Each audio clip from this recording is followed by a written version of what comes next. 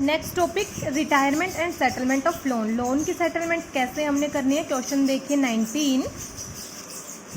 X, Y and Z were in partnership sharing profit in the ratio of 3:1. They had taken a joint life policy of 50,000 whose surrender value on 1st April 2009 was 18,000. At this date the balance sheet of the firm stood as follow। पूरा का पूरा question हमारा same है जैसे हम करते आए हैं, सिर्फ एक्स्ट्रा यहाँ पे क्या दिया हुआ है, जॉइंट लाइफ पॉलिसी दी गई है जिसकी टोटल वैल्यू 50,000 रुपये थी, बट हमने उसको सरेंडर कर दिया 1 अप्रैल 2009 को, तो उसकी वैल्यू कितनी आई, ओनली 18,000। तो जिस तरीके से अब हमने गुडविल में पार्ट निकाला है जाने वाले पार्टनर का, वैसे ही जो जॉइंट लाइफ पॉलिसी है उसका पार्ट निकाला जाएगा और इसे कौन पे करेगा, रिमेनिंग पार्टनर। देखिए यहाँ पे टोटल 18,000 है, इसका पार्ट कितना है 3, 2, 1, 1/6, तो 18 का 1/6 टोटल 3,000 रुपये है, जाने वाले पार्टनर को दिया जाएगा। जाने वाला पार्टनर यहाँ पे जेड को 3,000 रुपये पे करने हैं। पे कौन करेगा, रिमेनिंग पार्टनर यानी कि एक्स और वाई। जैसे गुडविल की ट्रीटमेंट करनी है हमने कैपिटल अकाउंट में, वैसे ही हम जॉइंट लाइफ पॉलिसी का करेंगे। इनकी शेयरिंग रेशियो में डिस्ट्रीब्यूट कर दिया जाएगा 3,000 रुपये को।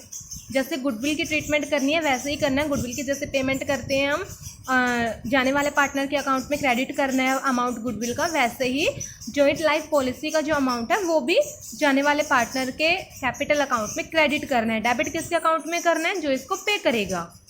इसके अलावा क्वेश्चन में अलग से आपको दिया हुआ है ये वाला, जो भी जेड का टोटल अमाउंट बना, जो पेमेंट अमाउंट है उसमें से 9300 रुपये तो कैश पेमेंट कर दिया जाएगा। बाकी का जो रिमेनिंग अमाउंट है उसको लोन मान लिया जाएगा और 10% की रेट से इंटरेस्ट पे करना है। और जो टोटल अमाउंट बचा 9300 रुपये लेस करने के बाद जो टोटल अमाउंट बचा, जिसके ऊपर 10% की रेट से ब्याज देना है, उसको हमने 3 इंस्टॉलमेंट में पे करना है। तो हमने इस क्वेश्चन में सिर्फ एक्स्ट्रा बनाना है जेड का लोन अकाउंट। तो कैपिटल अकाउंट में सारी एडजस्टमेंट करने के बाद देखिए यहाँ पे जो जेड का लोन अकाउंट है वो कितना हुआ, 69,300 जेड का लोन है। तो यहाँ पे इसका जो लोन अकाउंट है, देखिए जेड को टोटल हमने पे कितना करना है, 69,300।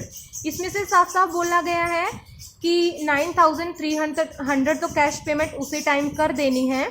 तो 69,300 में से 9,300 लेस करने के बाद अमाउंट कितना बचा, 60,000 रुपये। उसके बाद भी ये बोला गया है कि जो 60,000 रुपये है वो तो 3 इंस्टॉलमेंट में पे करना है, और जब तक टोटल पे नहीं कर दिया जाता तब तक 10% की रेट से इंटरेस्ट पे करना पड़ेगा। तो अब देखिए इसमें से 69,300 में से 9,300 लेस करने के बाद जो अमाउंट बचा 60,000, उसके ऊपर 10% की रेट से इंटरेस्ट पे करना पड़ा, जो कितना निकला 6,000 रुपये।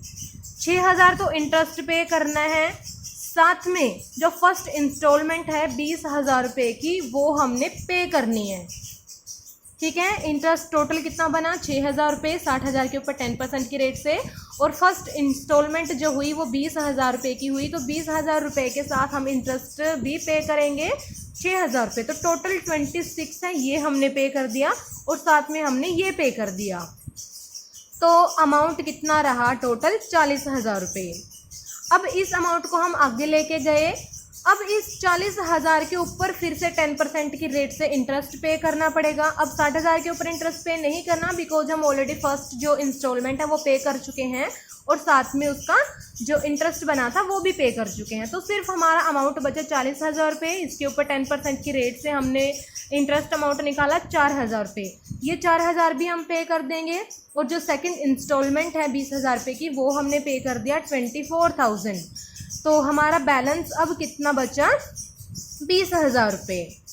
तो 20,000 रुपये है, इसको हम आगे लेके जाएंगे। अब इस 20,000 रुपये के ऊपर हमने जो 10% की रेट से इंटरेस्ट निकाला 2,000 रुपये, तो टोटल हमने अब जो ये लास्ट हमारी इंस्टॉलमेंट रहती 20,000 रुपये की और इंटरेस्ट पे करना रहता 2,000 का, तो लास्ट हम ये सारा का सारा पे कर देंगे। उसके बाद हमारा कोई भी अमाउंट पेंडिंग नहीं रहता, बैलेंस हमारा इक्वल हो जाएगा, यानी कि सारी की सारी पेमेंट हो चुकी है।